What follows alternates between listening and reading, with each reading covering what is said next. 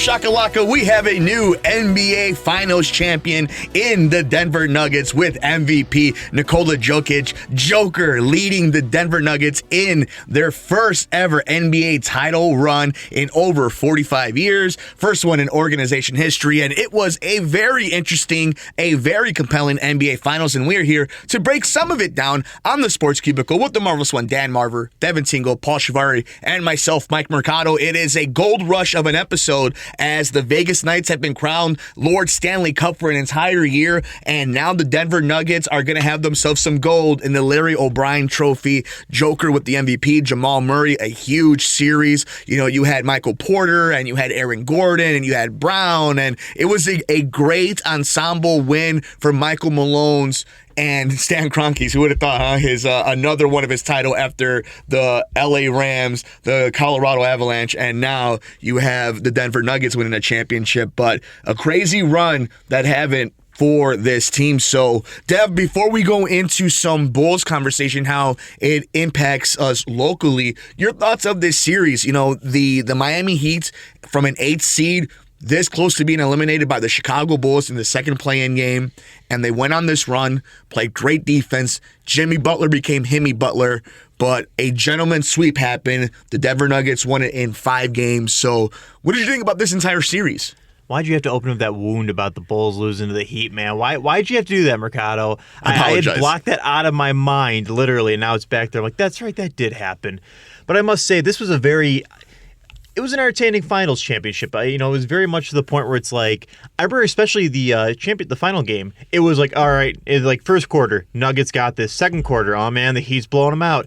Now it literally came. They won by 3 points, Mercado? It was in like a nail biter at the very end there. 5 points. It was 5 points, and it was back and forth. And there was some crazy moments like that Jimmy Butler 3-point play that went into review where he kick his leg out, that they give him space to land. Like you were saying, it was close to the very end. Yeah, literally, the final minute, I think there was a 1 point difference. I mean, it was at the point where it's like, I'm on the edge of the seat here. I'm going to fall off this dang couch here. And it definitely was nice to see because, the Heat, even though it's kind of moved on from their days of the controversial team, they're kind of like the 90s Bulls where it's like people don't want to see them win another one, or the early 2000s Lakers are like, no, we don't want to see that. And, again, the Nuggets, it's the first time they've won it in their championship. And this is this reminds me of, 2019 when it was the Raptors and the Blues. They each won their first back-to-back in the same year. So definitely. And it leaves me the question of, is this leading to a next, I don't know if I want to say dynasty or just great team in the Nuggets? That's a really good point we can have the conversation. Jokić is the best player on the planet. Absolutely. My favorite player is Giannis, and I think there are some wonderful players in the NBA, but nobody changes the game the way Joker does, especially on that position, especially at that position. When you think about how Steph changed the game, he changed the game where he allowed the offense to be stretched. He allowed smaller guys to be able to beat a defense by not having to go into the teeth of the defense. He also showed us how constant dribbling, moving around the court, tiring out your opponent, how important it is. But what we saw from Joker of a guy that can't jump, but makes every correct play, has the passing of Joe Montana and Tom Brady. You think about some of the athletes that he plays with, like Aaron Gordon and Michael Porter. And yet this guy, a slow game for him is, they thought they had this guy on foul trouble. He ended up with triple doubles. He ended up with 30 and 20. And that was a slow night. And my favorite part about Joker is how he is just so blasé about the entire thing.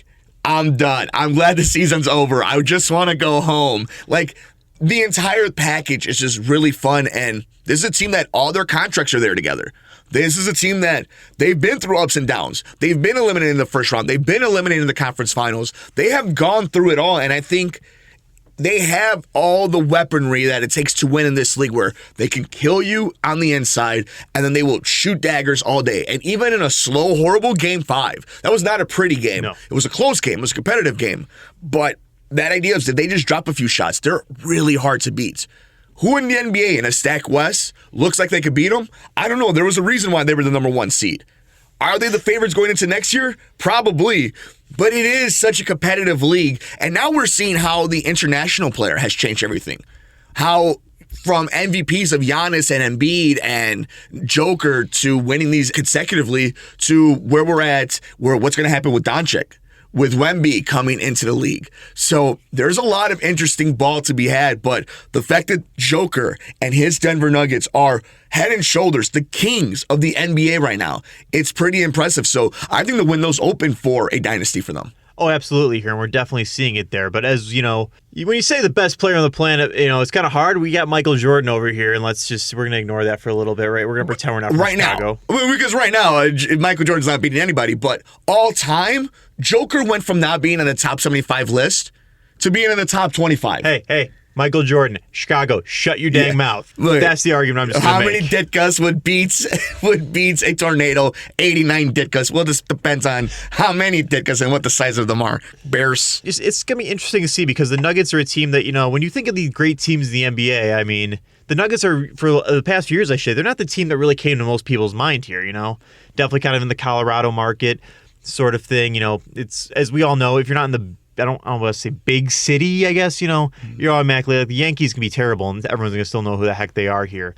And there's definitely a nice sign for a guy like Joker here because it's easy to say Joker. Try saying Djokovic 10 times fast. Yeah. Nikola Jokic, compared to Jovovich and our favorite. See, I'm messing up already. Yeah. That's why I just call him Joker half the time. But it's definitely nice to see a guy who, with a name like Joker, you think he wouldn't be as chill as he is there. But definitely, he's a great ball player. He learns to adapt to his injuries. And the thing I like about him is he definitely gives me role model vibes because we all know in professional sports, pro athletes, they're not always the best people there.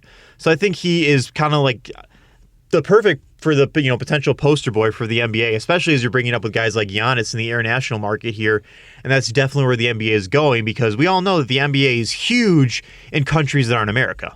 And a lot of that has to do with Michael Jordan. There you go. And that dream team and those Bulls and Magic and Bird. But I think for the Bulls, what you see from these two teams is you have to have, and I hate using the word culture, you have to have a culture, you have to have patience, you have to have scouting, you have to have development. I have not seen that from this regime of this Bulls team. I saw that when it was John Paxson in his heyday as the leader of the front office. I have not seen that yet from Arturas Karnisovas and from Mark Eversley. It takes patience and it takes having a game plan. It takes having your team being built around the proper superstar and knowing the best qualities of that superstar and how do you cover his deficiencies and how do you accentuate what he does great.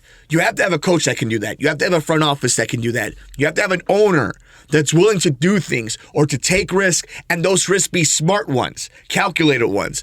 The Bulls are in a tough spot right now. They do have talent. They have to be creative and find their way. They did have the team that went into the conference finals, got to the NBA finals, and just ran into a buzzsaw. They had them on the ropes. So it's not like you don't have good players. You just don't have a unicorn like the Milwaukee Bucks did with Giannis and like the Nuggets do with Joker. But I think this is great for a lot of teams that, opposed to firing your Monty Williamses and your Nick Nurses and, your Coach Buds from Milwaukee, guys who have won titles and Coach of the Years, you stick it out. You make sure your team goes through the ebbs and flows and that you're healthy. Think about how different this team was with a healthy Jamal Murray. That is the things that work, and I'm going to give the Bulls until after the draft. I'm not going to bury them right now because I'm preaching patience. If they find their way into the third pick with Portland, cool. Now we're talking. They're doing something. But I think this title represents a lot.